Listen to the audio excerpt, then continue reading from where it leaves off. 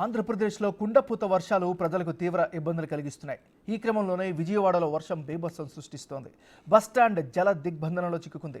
Bus stand పరిసర ప్రాంతాల్లోకి మోకాళ్ల లోతు నీరు చేరడంతో బస్సులు, లారీలు రోడ్లపైనే నిలిచిపోయాయి. హైదరాబాద్ నుంచి వస్తున్న వాహనాలు సైతం నీటిలో చిక్కుకొని అవస్థలు పడుతున్నారు. దీంతో ట్రాఫిక్ తీవ్ర అంతరాయం ఏర్పడింది. అటు గన్నవరం పోలీస్ స్టేషన్కు వరద చుట్టుముట్టడం హాట్ టాపిక్గా మారుతోంది.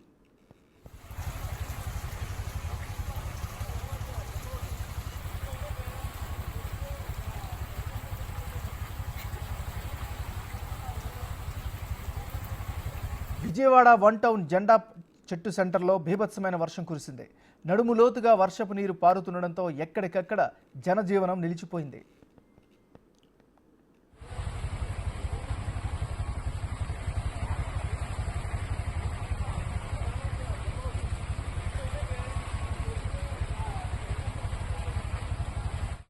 ఇక ఓవరాల్గా పడుతున్నటువంటి వర్షాలు, దీనికి సంబంధించిన అప్డేట్, కొండ చర్యలు, వీటన్నిటికి సంబంధించిన అప్డేట్స్ అందించేందుకు మా రిపోర్టర్ మల్లికార్జున్ సిద్ధంగా ఉన్నారు. మల్లికార్జున్, చెప్పండి, ప్రస్తుత అక్కడ పరిస్థితి ఎలా ఉంది?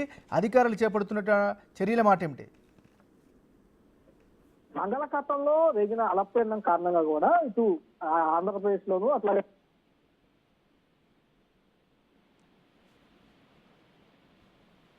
ఇది వన్ టౌన్ స్టాండ్ అండి.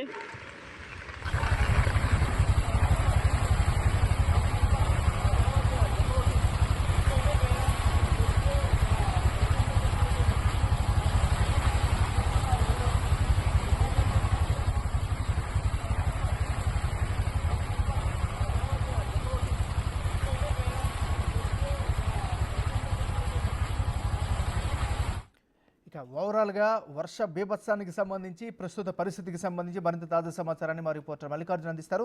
మల్లికార్జున్, చెప్పండి. బంగాళాఖాతంలో ఏర్పడిన అల్పపీడనం కారణంగా కూడా నిన్న ఉదయం నుంచి భారీ విస్తారంగా వర్షాలైతే రాష్ట్ర వ్యాప్తంగా నమోదవుతున్న పరిస్థితి కూడా కనిపిస్తా ఉంది. ఇటు ఎక్కువగా కూడా కృష్ణా జిల్లా, గుంటూరు జిల్లా, ఉమ్మడి జిల్లాల్లో కూడా అధిక ప్రభావం ఈ వర్షాలు ఎక్కువగా కనిపిస్తున్న నేపథ్యం కూడా కనిపిస్తా ఉంది. విజయవాడ నగరంలో కూడా నగర వ్యాప్తంగా ఉన్న అన్ని రహదారులు కూడా మొత్తం కూడా ఈ మోకాళ్ళలోతు నీళ్లు అయితే ప్రవహిస్తున్న పరిస్థితి కూడా కనిపిస్తా ఉంది. ప్రధానంగా ఏదైతే డ్రైనేజీ సమస్య ఏదైతే ఉందో ఆ సమస్య వల్లనే ఈ వర్షపు నీరంతా కూడా కింద నుంచి పోవాల్సిన వర్షపు నీరు మొత్తం కూడా డ్రైనేజీలు మొత్తం పొంగిపోయి కూడా విజయవాడ నగర వ్యాప్తంగా కూడా ఒక ముంచెత్తిన వరద లాంటి ప్రభావాన్ని చూపిస్తున్న పరిస్థితి కూడా కనిపిస్తుంది. ఈ నేపథ్యంలోనే ఇటు రోడ్లపై వర్షం అనే వరద అనేది ప్రవహిస్తున్న పరిస్థితి కనిపిస్తా ఉంటే, మరో పక్క కొండ చర్యలు, విజయవాడలో ఉన్న కొండ చర్యలన్నీ కూడా విరిగి పడుతున్న పరిస్థితి కూడా కనిపిస్తా ఉంది. దీంట్లో ఎక్కువగా కూడా ఇటు క్రిస్తుపూరు ఏదైతే ఉందో ఆ ఏరియాలో ఉన్న కొండ చర్యలు కూడా, కొండరాజపురం ఆ సర్కిల్లో ఉన్న కొండ ఏరియాలో కూడా కొండ చర్యలు అనేది ఒక పెద్ద రాయి అనేది విరిగి పట్టడం జరిగింది. ఆ ఒక్క రాయితోనే దాదాపుగా 3 ఇళ్లు అనేది ధ్వంసం అవడం జరిగింది. ఆ 3 ఇళ్లలో కూడా సుమారు 9 మందికి పైగా జనం ఉన్నట్టు కూడా చెప్తా ఉన్నారు. అందులో ఒక 5గురిని రెస్క్యూ చేసి బయట తీసినట్టు కూడా తెలుస్తా ఉంది. దాంతో 3 మృతి చెందినట్టు కూడా తెలుస్తా ఉన్నారు. ఇంకొక 2-3 అంటే వీళ్ళ నోటీస్ ప్రకారం, అంటే ఆ చుట్టుపక్కల ఉన్న వాళ్ళు చెప్పిన ప్రకారం అయితే 9 మంది దాంట్లో ఉన్నారని కూడా చెప్తా ఉన్నారు. కానీ గత రాత్రి వర్షం పడుతున్న నేపథ్యంలో అక్కడ ఉన్న ఒక 3 స్నేహితులు, ఒక యువకులు ఉన్నారని కూడా గత రాత్రి చెప్తున్న పరిస్థితి కూడా కనిపిస్తా ఉంది. ఇప్పుడు ఆ శిథిలాల కింద ఎంతమంది ఉన్నారనేది అధికారులు అయితే గుర్తించాల్సిన పరిస్థితి కూడా నేపథ్యం కనిపిస్తా ఉంది. ఇప్పటికే 2 మహిళలు, ఒక పురుషుడైతే మృతి చెందినట్టు కూడా అధికారులు ధృవీకరించిన పరిస్థితి కూడా కనిపించింది. దాని కింద శిథిలాల కింద ఇంకెంతమంది ఉంటారు అనేది అనుమానం అయితే రేకెత్తున్న పరిస్థితి కూడా కనిపిస్తా ఉంది. ఇప్పుడు వర్షం ఇంకా పడుతున్న నేపథ్యం కనిపిస్తుంది కాబట్టి కొండ చర్యలు రెస్క్యూ చేసే ఆపరేషన్లు కూడా పోలీసులు కానీ, ఇటు ఎన్డీఆర్ఎఫ్ సిబ్బందులు కానీ, ఎస్పీఆర్ ఆఫ్ చేసిన పరిస్థితి కూడా కనిపిస్తా ఉంది. వర్షం తగ్గిన తర్వాత మరింత రెస్క్యూ చేసి కొండ చర్యల కింద ఎంతమంది ఉన్నారు అనేది తీస్తామని కూడా చెప్తా ఉన్నారు. వర్షం పడుతున్న కొద్దీ కొండ చర్యలకు సంబంధించి లూజ్ సాయిల్ అయితే కిందకి పారుతున్న పరిస్థితి కూడా కనిపిస్తా ఉంది. ఇట్లా విజయవాడ నగర వ్యాప్తంగా ఈ రకమైన వాతావరణం ఉంటే ఇటు గుంటూరు కానీ, అట్లాగే విజయవాడ సిటీ అవుట్స్కట్స్ వచ్చే హైదరాబాద్ నుంచి విజయవాడ చేరుకునే హైవే పరిస్థితి కూడా చాలా దారుణంగా ఉందని కూడా చెప్పుకోవచ్చు. ఈ వర్షాలకు హైవే పరిస్థితి మీద కూడా వర్షపు నీరు అనేది చేరుకోవడం జరిగింది. గంటల తరబడి వాహనాలు అయితే నిదానంగా స్లోగా వస్తున్న పరిస్థితి కనిపిస్తుంది. కొన్ని చోట్ల అయితే అసలు వాహనాలు అనేది రాకపోకలు పూర్తిగా స్తంభించిన దాఖలా కనిపించింది. అట్లా తిరువూరు నియోజకవర్గాన్ని చూస్తే దాదాపుగా 20 గ్రామాలకు రాకపోకలు పూర్తిగా స్తంభించిన పరిస్థితి కనిపించింది. అలాగే మైలవరం నియోజకవర్గం చూసుకుంటే జాతీయ రహదారి, కొండపల్లి ఆ సర్కిల్లో కూడా వర్షపు నీరు అనేది జాతీయ రహదారితో పాటు ఇళ్లలో కూడా చేరిన పరిస్థితి కూడా కనిపించింది.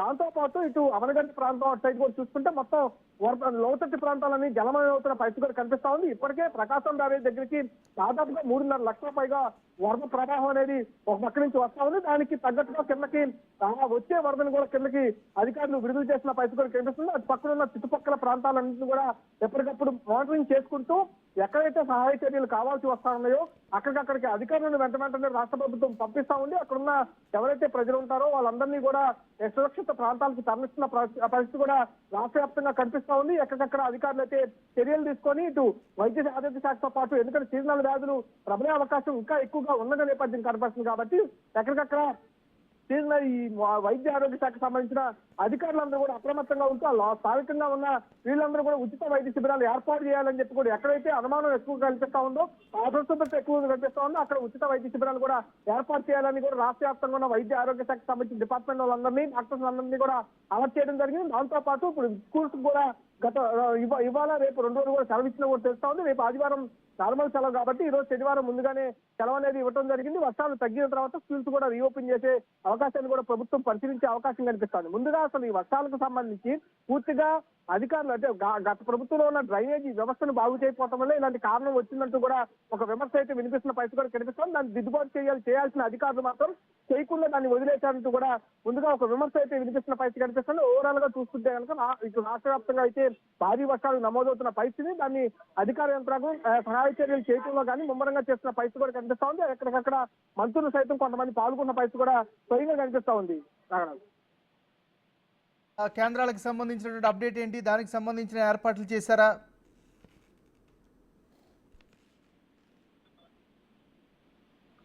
మల్లికార్జున్ నాగరాజ్ రైట్. మల్లికార్జున్, పునరావాస కేంద్రాలు ఏమైనా ఏర్పాటు చేశారా? దాంట్లో ఉన్నటువంటి ఫెసిలిటీస్ ఏమైనా ఏర్పాటు చేశారా? దానికి సంబంధించినటువంటి అప్డేట్స్ ఏంటి?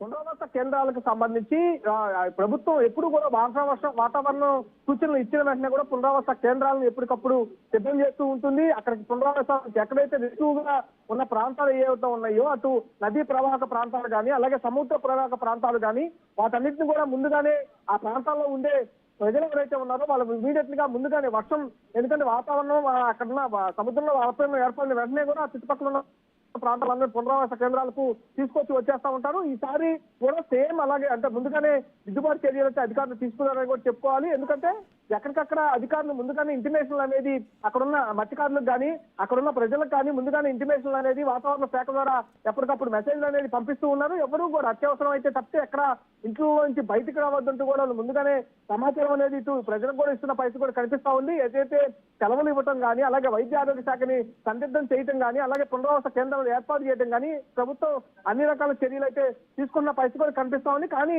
ఏదైతే చర్యలు తీసుకుంటున్నప్పటికీ ఈ వ్యవస్థ అనేది, ఎందుకంటే అర్బన్ ప్రాంతాల్లో చూసుకుంటే డ్రైనేజీ వ్యవస్థ అనేది చాలా దారుణంగా ఉంది కాబట్టి దాని దిద్దుబాటు చర్యలు చేయాల్సిన పరిస్థితి ఎక్కడ కనిపించట్లేదు. అలాగే కొండ చర్యల ప్రాంతాలు ఏవైతే ఉన్నాయో అప్పటికప్పుడు కొండ చర్యలు ఇరిగి పడితే అప్పటికప్పుడు స్థానికంగా వచ్చి సహాయ చర్యలు చేయటం, వాటిని తొలగించడం ఇట్లాంటి చర్యలు చేస్తున్నారు తప్ప పూర్తి స్థాయిలో దానికి ఒక సొల్యూషన్ అయితే చేయలేని పక్షం కనిపిస్తా ఉంది.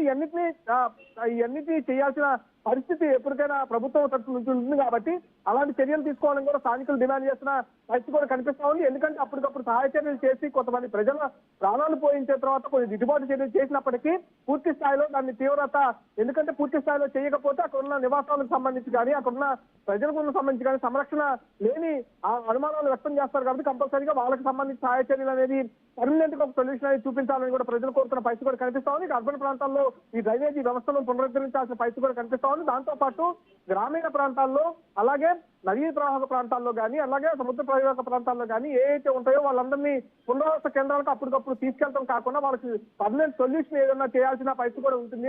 పైన ప్రభుత్వం దృష్టి సారించాలని ప్రజలు కొంత కోరుతున్న పరిస్థితి అయితే కనిపిస్తా ఉంది. Nagaraj, thank you Mallikarjun.